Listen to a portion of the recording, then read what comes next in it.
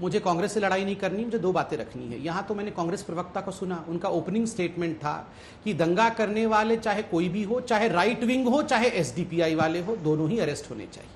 मतलब ये अल्लाहू अकबर का नारा लगा करके और नाराए तकबीर लगा करके जिस प्रकार से घर जलाए गए, ये सबके कान आज बंद हो गए हैं, कोई सुन नहीं पा रहा है कि नारे क्या लगाए गए। अगर जय श्री राम गलती से भी एक कहीं कहीं कह दिया गया होता तो अभी पूरे देश में बवाल कट गया होता।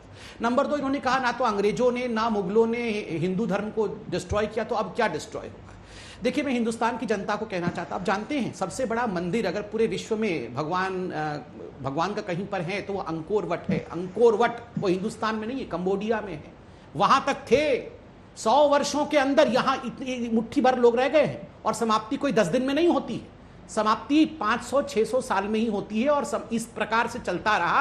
और मैं किसी को दोषी नहीं मान रहा हूं, एसडीपीआई को दोषी नहीं मान रहा हूं, मैं दो कारणों को दोषी मान रहा हूं। एक तो हम शुतुरमुर्ग बने हुए हैं, दूसरा हमारे घर के जयचंद, कुछ जयचंद यहां बैठे, हमारे घर के जयचंदों ने हमारे घर को लूटा है, हमारे घर के जयचंदों ने हमारे घर को लूटा है। अरे नाम लेने में शर्म कर रहे हैं, वो घर जला रहे हैं और यहां जयचंद नाम तक नहीं ले पा रहे हैं। अरे टीका लगाने से कोई सच्चा हिंदू नहीं बन जाता है। टीका लगाना है ना तो दिल में लगा टीका, दिल में लगा टीका, और कहो किसने घर जलाया है, हिम्मत है तो कहो किसने घर जलाया है। अरे भैया, जयचंदो मुंह से नाम नहीं निकल रहा है। मैं जवाब देना चाहूंगा, विधायक का भतीजा आपकी पार्टी का कार्यकर्ता है कि नहीं है? यहाँ संघ वालों ने घर चलाया। विधायक का भतीजा आपकी पार्टी का कार्यकर्ता है कि नहीं है? जिसने पोस्ट लिखा वो आपकी पार्टी का है कि नहीं है? चलिए मैं बताता हूं, चलिए मैं जवाब देता हूं। चलिए, पहली बात तो है मुझे पता नहीं वो हमारा नहीं, मैं बिल्कुल इसका होमवर्क नहीं करके आया। मैं बता रहा हूं, अगर मैं बोल रहा हूं वो विधायक भी, सपोज करिए भारतीय जनता पार्टी का विधायक है, दलित भी नहीं है, मैं बोल रहा हूं मुसलमान भी होगा, और मैं बोल रहा हूं वो भारतीय जनता पार्टी का ही हो सकता है, उसका भतीजा भारतीय जनता पार्टी का भी होगा, तो आप पूरे भारतवर्ष को जला देंगे, तो आप हिंदुओं को मार डालेंगे क्योंकि किसी ने फेसबुक पे कुछ लिखा है, तो आप डीसीपी को गाड़ी को जला देंगे, डीसीपी को मारने की कोशिश करेंगे। ये न्याय है, ये जस्टिफिकेशन यहाँ कांग्रेस पार्टी दे रही है कि बीजेपी का कोई कार्यकर्ता, मैं नहीं जानता, ये जस्टिफिकेशन है। तो हमारे घरों को आप जलाएंगे, ये जस्टिफिकेशन है। ठीक है, ओके। राजीव जी जवाब देना चाहते हैं, लेकिन राजीव जी थोड़ा सा रुकना पड़ेगा। एक बार जल्दी बुलवाइए उनसे, उनको जाना भी है, दोनों से उनको जाना भी है आग लगाने के लिए। पहले शोएब